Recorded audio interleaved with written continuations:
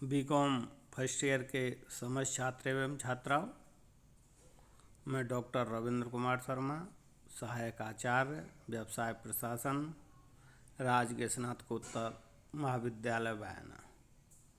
आज मैं आपको बीकॉम पार्ट फर्स्ट व्यवसाय प्रशासन विषय का पेपर सेकंड उद्यमता एवं लघु व्यवसाय प्रबंध का टॉपिक उद्यम भारत में उद्यमता एवं विकास किस तरह से हुआ, इसके बारे में ई कंटेंट्स के माध्यम से अध्ययन कराएंगे। तो इसके टॉपिक में पहले हम इसकी प्रस्तावना का अध्ययन करते हैं। मानव सभ्यता का इतिहास साक्ष्य है कि मानव अनादिकाल से उद्यमी रहा है।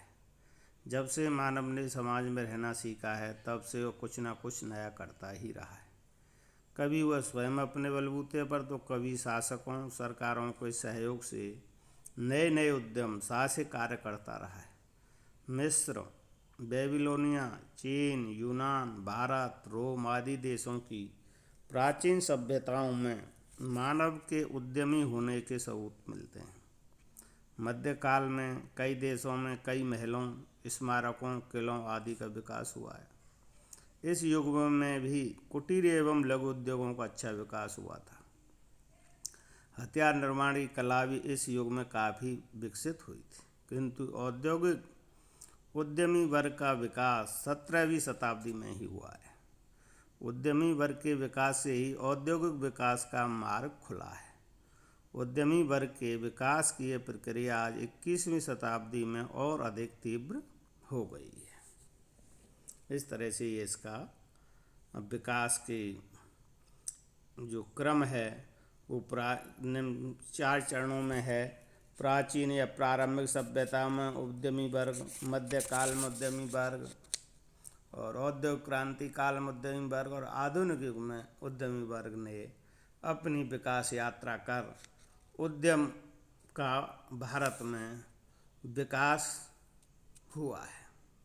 अब इसमें मेन टॉपिक है इसका, भारत में उद्यमियों एवं उद्यमता के धीमे विकास के क्या कारण हैं। इसके हमने आपको ई कंटेंट में 16 कारण बता रखे हैं, और वो इस प्रकार से हैं। भारत में उद्यमों का विकास अत्यंत मंद गति से हुआ है। इसके प्रमुख कारण इस प्रकार हैं। पहला है वर्ण व्यवस्था। भारत में उद्यमों के विकास में बाधा का एक प्रमुख कारण वर्ण व्यवस्था भी है। हमारे देश में प्रारंभ से ही समाज को 4 वर्गों वर्णों यथा ब्राह्मण, क्षत्रिय, वैश्य तथा शूद्र में बांटा गया है। अतः वैश्य जाति के लोग ही व्यवसाय करते थे। अन्य जातियों के लोगों का कार्य जन्म से ही निर्धारित होते थे। अतः देश में उद्यमियों का विकास अत्यंत धीमा रहा। दूसरा बिंदु है वंशानुगत व्यवसाय परंपरा। भारत में वर्षों तक वंशानुगत व्यवसाय परंपरा रही है तथा उन कहीं कहीं तो आज भी देखी जाती है। पिता जो व्यवसाय या धंधा करता है, पुत्र उसे ही अपना लेता है। इससे भी एक धीमी विकास का कारण है। तीसरा है रूढ़िवादिता तथा अंधविश्वास। भारतवर्ष में उद्यमियों का पर्याप्त विकास न होने के पीछे भारतीयों की रूढ़िवादिता तथा अंधविश्वास का भी हाथ रहा है। भारतीय जनता अपनी घिसी पिटी परंपराओं कुरीतियों की शिकार हो रही है। इसी प्रकार का हम कई अंधविश्वासों में ग्रसित रहे। हम नवीन तकनीकों, नवीन वस्तुओं को कई इन अंधविश्वासों के कारण अपनाना ही नहीं चाहते। चौथा बिंदु है अभौतिकवादी या आध्यात्मिक मूल्य। हमारी संस्कृति हमें सादा जीवन, उच्च विचार रखने, आवश्यकताएं सीमित रखने, इंद्रिय सुख की अपेक्षा आत्मिक सुख प्राप्त करने की प्रेरणा देती रही है। दूसरे शब्दों में हमारा चिंतन अध्यात्मवादी रहा है तथा भौतिकवादी दृष्टिकोण पाश्चात्य प्रभाव से पनपा है। अतः उद्यमियों का भारत में धीमी गति से विकास हुआ। और 5वां बिंदु है साहस भावना का अभाव। ये जो ऊपर के कारण बताए हैं, ये क्या है कि परंपरागत कारण है, जो कि उस काल में जब भारत 20वीं सदी से पहले के कारण मान लो, ये 21वीं सदी तो आज आधुनिक युग का ज़माना है, और ये कारण आज इतना महत्व नहीं रखते विकास के कारण। अगला बिंदु है इसमें पाँचवा, साहस भावना का अभाव। हमारे देश के लोगों में सामने साहस भावना का अभाव ही रहा है। वे बिना किसी जोखिम के जीविकोपार्जन करना ही ठीक समझते हैं। ऐसी भावना नौकरी ढूंढने की प्रेरणा देती है। अतः उद्योग धंधों का विकास सीमित ही रहता है। और अगला बिंदु है छठवां, प्रशिक्षण सुविधाओं का अभाव। भारत में उद्यमियों का विकास इसलिए भी अवरुद्ध रहा कि यहाँ प्रशिक्षण सुविधाएं भी उपलब्ध नहीं। जो कुछ प्रशिक्षण केंद्र में बहुत बड़े शहरों में हैं, इसलिए ये भी एक धीमी गति का कारण है। अगला बिंदु है तकनीकी शिक्षा की सुविधा का अभाव। हमारे देश में तकनीकी शिक्षण संस्थाओं का आज भी अभाव ही है। स्वतंत्रता प्राप्ति से पूर्व एवं उसके बाद भी तकनीकी शिक्षण संस्थाएं अत्यंत कम थीं। अब ऐसी संस्थाएं स्थापित की जा रही हैं, फिर भी इनकी संख्या अपर्याप्त है। अगला बिंदु है पूंजी की कमी। हमारे देश की पूंजी के बारे में प्राय यही कहा जाता है कि भारतीय पूंजी शर्मीली है, अर्थात लोग जोखिम न उठाकर केवल मकान, जमीन, सोने, चांदी जैसी वस्तुओं में ही विनियोग करते हैं। इसके अतिरिक्त ज़्यादातर लोगों की बचत क्षमता भी बहुत ही कम है, अतः पूंजी निर्माण भी बहुत कम हो पाता है।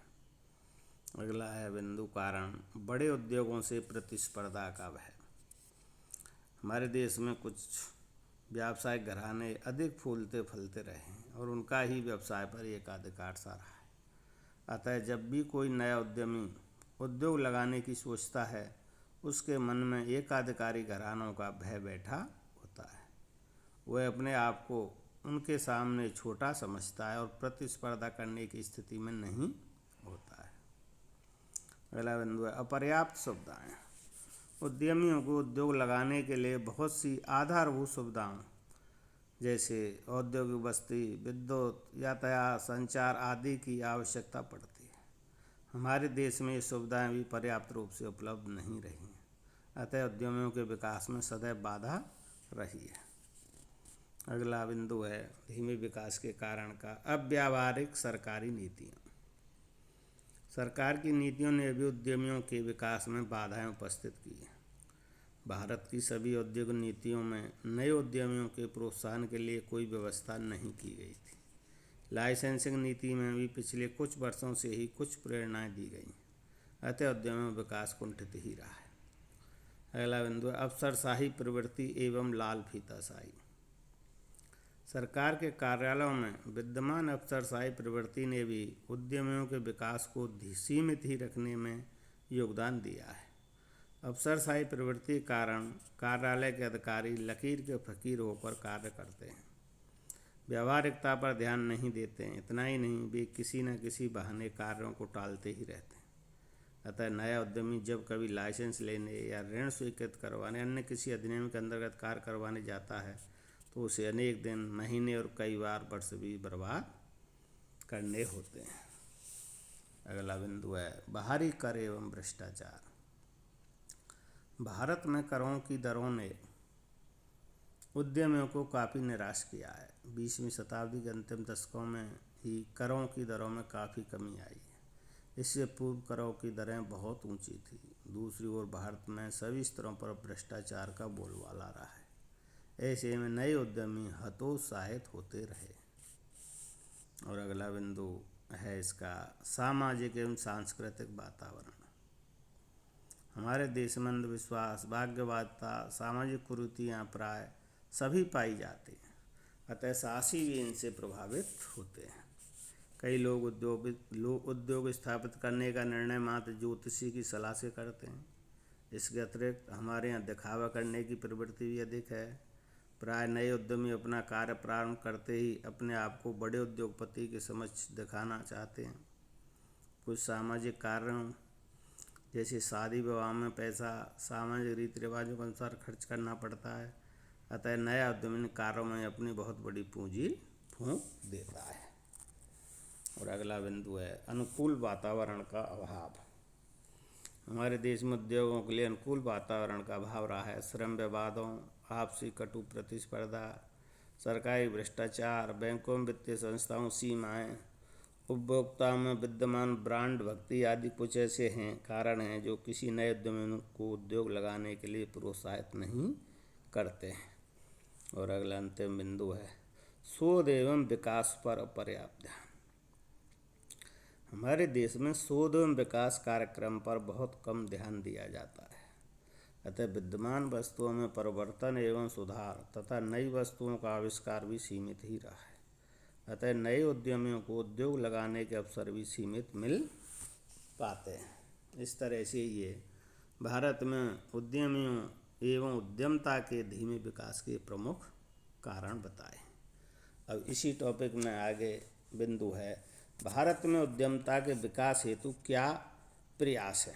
उद्यमियों एवं उद्यमता के विकास हेतु क्या प्रयास किए हैं। स्वतंत्रता प्राप्ति तक भारत में उद्यमता का विकास सीमित ही रहा। इसका प्रमुख कारण यह था कि देश में कोई निश्चित औद्योगिक नीति नहीं थी। इस समय तक देश में उद्योगों के विकास में ब्रिटिश लोगों, मुंबई के पारसियों, गुजरात तथा राजस्थान के जैनियों, अग्रवालों, खंडेलवालों, माहेश्वरियों तथा अन्य हिंद कोई विशेष हाथ रहा। इन उद्योगों का संचालन करने वाले उद्यमी मूल रूप से व्यापारी, आयातक, निर्यातक, जमींदार आदि ही थे। इस प्रकार स्वतंत्रता प्राप्ति के समय तक की संख्या बहुत कम थी तथा कुछ ही जातियों तथा भौगोलिक क्षेत्रों को लोग ही उद्यमियों के रूप में कार्य करते। किंतु स्वतंत्रता प्राप्ति के बाद से उद्यमों के विकास के लिए कुछ नियोजित प्रयास किए गए। ये सब नियोजित प्रयास उद्यमता एवं उद्यमों के विकास के लिए एक महत्वपूर्ण इनका योगदान रहा है। और इनमें पहला प्रयास है व्यावहारिक औद्योगिक नीति की घोषणा। उद्यमियों के विकास में औद्योगिक नीति का बड़ा महत्व होता है। हमारे देश की औद्योगिक नीतियों ने उद्यमियों के विकास में योगदान दिया है। 1991 की नीति के बाद से तो देश में उद्यमियों के विकास को विशेष बल मिला है। ग्लोबलाइजेशन और प्राइवेटाइजेशन की नीति 1991 में ही तत्कालीन प्रधानमंत्री मनमोहन सिंह जी ने ही जारी की, जिसमें लाइसेंसिंग व्यवस्था को बिल्कुल ख़त्म कर दिया एवं कुछ उद्योगों को छोड़ कर के और वित्त के लिए एफडीआई की व्यवस्था सुनिश्चित की। दूसरी है लाइसेंसिंग प्रणाली का सरलीकरण। आज देश में उद्यमियों का विकास करने के लिए लाइसेंसिंग प्रणाली का सरलीकरण किया है। लाइसेंस प्राप्त करने में लगने वाले समय को कम किया गया है, अर्थात ये मानव सुलभ उपक्रमों के लिए लाइसेंसिंग व्यवस्था बिल्कुल ख़त्म कर दी गई है। अब मार्च 2005 में केवल 6 उद्योगों के लिए ही लाइसेंस प्राप्त करना अनिवार्य हो गया है। अगला बिंदु है अन्य आर्थिक नीतियों का उदारीकरण। भारत में लगभग पिछले एक दशक में अन्य सभी आर्थिक नीतियाँ यथा जैसे आयात निर्यात नीति, कराधान नीति, मौद्रिक नीति, तकनीकी नीति आदि को बहुत अधिक उदार बनाया गया है। इससे हमारे देश में उद्यमों विशेषकर प्रथम पीढ़ी के उद्यमों को विकास को बल मिला है। और इसके बाद है दीर्घकालीन वित्तीय नीति की घोषणा। सरकार ने दीर्घकालीन वित्तीय नीति घोषणा 20 जनवरी 1986 में कर दी। इसमें समय समय पर संशोधन किया जा रहा है। इस नीति की घोषणा से उद्यमियों को सरकार की दीर्घकालीन कर नीति का ज्ञान होगा। अगला है उद्यमी सहायता इकाई की स्थापना। भारत सरकार के उद्योग विकास विभाग के अंतर्गत ही सन 1966 में उद्यमी सहायता इकाई की स्थापना की गई थी। ये इकाई उद्योग विकास एवं नियमन अधिनियम 1951, विदेशी सहयोग, पूंजीगत माल के आयात, भारतीय मूल के विदेशियों से संबंधित जानकारी उपलब्ध करने में सहायता करती है। ये इकाई उद्यमियों को प्रार्थना पत्रों पर की गई कार्रवाई की स्थिति से भी अवगत कराती है। और इसके बाद है इसके उद्यमियों के विकास के हेतु प्रयासों में विकास संस्थानों की स्थापना। भारत में उद्यमियों के विकास के लिए अनेक विकास संस्थानों की स्थापना की गई है। उद्यमता विकास केंद्र, उद्यमी परामर्श संगठन, राष्ट्रीय उद्यमता विकास केंद्र, राष्ट्रीय उद्यमता एवं लघु व्यवसाय विकास संस्थान, लघु उद्योग सेवा संस्थान, राज्य लघु उद्योग विकास निगम, जिला उद्योग केंद्र, विकास केंद्र आदि संस्थाएं उद्यमियों के विकास के लिए स्थापित की गई हैं और ये प्रयासरत है। अगला बिंदु है इसका वित्तीय संस्थाओं की स्थापना। भारत में सरकार ने अनेक वित्तीय संस्थाओं की स्थापना की है। ये वित्तीय संस्थाएं नवीन उद्यमियों की परियोजनाएं तैयार करने तथा उन्हें क्रियान्वित करने में सहायता करती हैं। ये इनके लिए स्थायी पूंजी के साथ साथ बीज पूंजी, कार्यशील पूंजी भी प्रदान करती है। और अगला बिंदु है पूंजी बाजार का विकास। भारत सरकार ने लघु एवं बृहद स्तरीय सभी उद्यमियों के लिए पूंजी बाजार का विकास करने के भरसक प्रयास किए हैं। आज 25 लाख रुपए तक की छोटी सी चुकता पूंजी वाली कंपनी भी अपने अंशों का सार्वजनिक निर्गमन कर उनका सूचीकरण करवा सकती है। बड़ी कंपनियां तो अपने अंश जारी कर स्कंद विनिमय केंद्रों पर सूचीकरण करवाती। अगला बिंदु है इसमें पूंजी निर्गमन प्रणाली का उदारीकरण। अब हमारे देश में कंपनियों द्वारा अंश पूंजी जारी करने पर बहुत कम प्रतिबंध है। कोई भी कंपनी केवल सेबी से अपने प्रविवरण का अंकन करवाकर बाजार में अंश जारी कर सकती है। कंपनियां निर्धारित मानदंडों का पालन करते हुए अंशों पर प्रीमियम भी स्वेच्छा से निर्धारित कर सकती है। अगला बिंदु इनके विकास के लिए औद्योगिक बस्तियों तथा क्षेत्रों का विकास। लगभग सभी राज्य सरकारें अपने अपने राज्य में औद्योगिक बस्तियों तथा औद्योगिक क्षेत्रों का विकास कर रही है। सरकार इन बस्तियों क्षेत्रों में सभी आधारभूत साधन तथा सड़क, संचार, परिवहन, बैंक, बीमा, विद्युत, जल आदि उपलब्ध करा रही है। इनसे उद्यमियों की संख्या बढ़ रही है। और अगला बिंदु है लघु उद्यमियों के लिए विशेष प्रोत्साहन योजनाएं। सरकार ने देश में लघु उद्यमियों के विकास के लिए विशेष प्रयास किए हैं। उनकी पूंजी संपत्तियों में विनियोग की सीमा को 1 करोड़ रुपए कर दिया गया है। इसके अतिरिक्त करों की दरों में अपेक्षाकृत कमी की गई है। अनेक औद्योगिक अधिनियमों में नवीन लघु साहसियों को छूटें प्रदान की गई हैं। और अगला बिंदु है इनका महिला उद्यमियों के विकास पर विशेष ध्यान। सरकार महिला उद्यमियों के विकास पर विशेष बल दे रही है। सीडो की विभिन्न योजनाओं के अंतर्गत महिला उद्यमियों के प्रशिक्षण की व्यवस्था की गई है। दिल्ली प्रशासन ने महिला उद्यमियों के लिए एक विशेष संस्था स्थापित की है। इसके अतिरिक्त राजस्थान वित्त निगम ने तो महिला साहसियों को रियायती दरों पर प्राथमिकता के आधार पर ऋण देना भी प्रारंभ कर दिया है। कई बैंकों ने भी महिला उद्यमियों को रियायती दर पर वित्त प्रदान करने की योजना तैयार की है। और अगला बिंदु है आधारभूत संसाधनों की उपलब्धि। उद्यमियों के विकास में एक कारण ये भी कहा जा सकता है कि पहले की तुलना में आधारभूत संसाधन आसानी से उपलब्ध हो रहे हैं।